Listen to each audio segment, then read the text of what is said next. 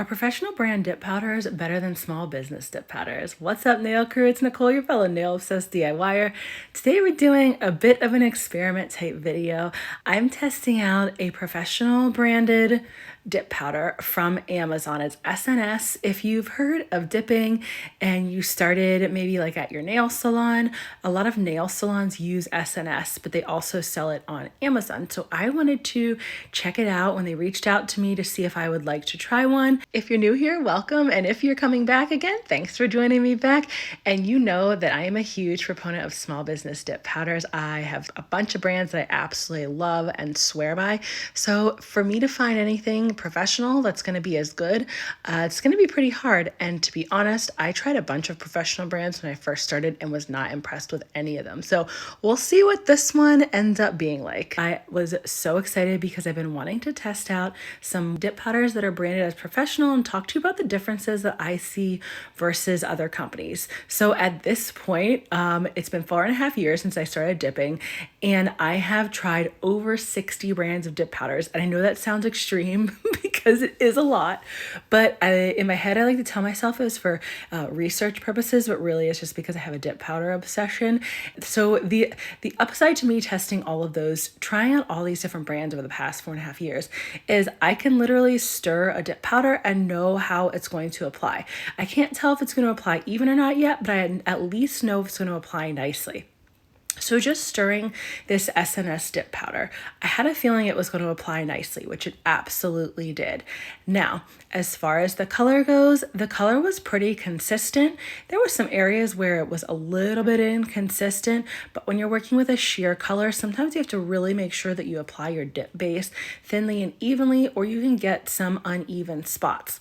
Are professional dip powders better than small businesses? In my opinion, no. And I'm going to explain why. I thought that this powder was actually really great. It was easy to work with. It was a beautiful light pink color. Some of my concerns with using a professional brand dip powder are a lot of them use benzoyl peroxide. And while there's nothing wrong with benzoyl peroxide, it causes some people to be itchy. So after I did this mani, the next day I started getting itchy, and I didn't think it was because of the powder. I thought it was because I had taken some pictures to try to get like a picture for the thumbnail of this video. I was holding the jar and it had some powder on the outside because I didn't clean it off very well after I did my mani. So I assumed it was just some itching from holding the dip powder jar for a while, taking pictures.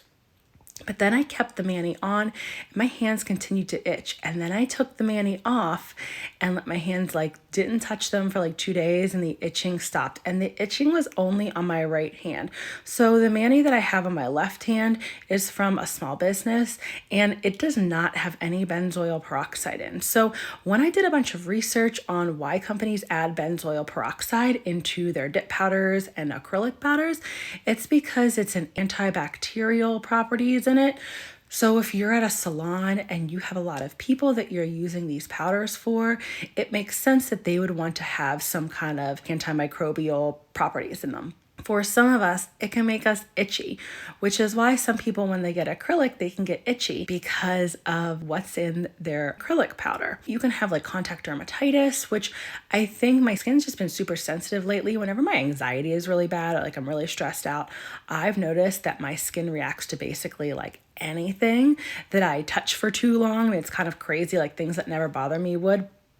So that's part of why I wear gloves whenever I dip my nails, because I know how sensitive my skin is. So I'm really glad that I wore gloves during this mani, now knowing that the benzoyl peroxide kind of makes me itchy. And I narrowed it down to that because I've used tons of different powders, and the only ones that have made me itch are the ones with benzoyl peroxide in them. So I'm just going to be super careful and make sure I always read the ingredients. If you're a DIYer doing your own nails, okay, to me, you're the only one who's putting your nails in the jars, or I don't even put my nails in the jars. I pour over my nails. So is the benzoyl peroxide necessary? I personally don't think so, and I prefer the dip powders without it. I totally can see if you have a nail salon why you would want to use powder within it. My concern with using the benzoyl peroxide is I've talked to a lot of friends who get their nails done at salons, and I know at a good salon, often they pour the powder over and they don't reuse it, but a lot of them tell me that their salons dip their fingers into the powder, which my understanding is you're not supposed to do that. It is not clean to dip somebody's nail into powder regardless if it has benzoyl peroxide or not. So I don't know if like the benzoyl peroxide gives people the idea that it's clean to dip your nails in, but all I know is if I would want to go somewhere, it's going to be to a place that it only pours the powder over and then gets rid of the excess and does not keep that from person to person. This video is in no way trying to slam any professional brands, any nail salons. I think there are incredible brands out there that are professional, incredible nail salons. I know for me, with as sensitive as my skin is, it would not be good for me to share any kind of products with people.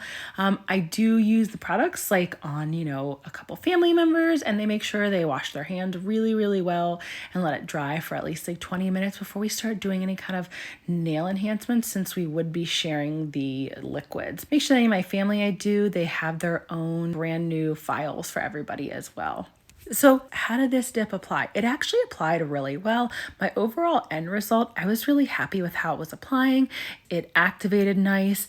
And then once I got into my buffing and shaping, I didn't have any issues. It hardened up really easily with the activator. I'm not using the SNS dip liquids. I didn't have them. I just use my OG dip powder liquids that I normally do for when I'm dipping. Even when I'm using my favorite liquids, the OG ones, if a powder is crappy, I'm going to be able to tell. Like a good liquid will make it easier to apply a crappy powder, but a crappy powder is still a crappy powder, and you're going to know. You're going to know because it's lumpy and bumpy. Even when you're using your good liquids, it's going to be harder to apply. It's going to be harder to file and shape.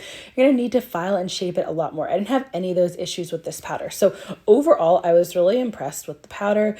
I feel like my expectations for professional brands were super low because of all the ones I've tried in the past were pretty crappy. If I'm going to recommend something on my channel, I don't just recommend anything. I'm going to spill a little bit of tea, and I don't typically get into this kind of stuff, but part of why I don't recommend a lot of brands on my channel is because I try them and I don't think they're good.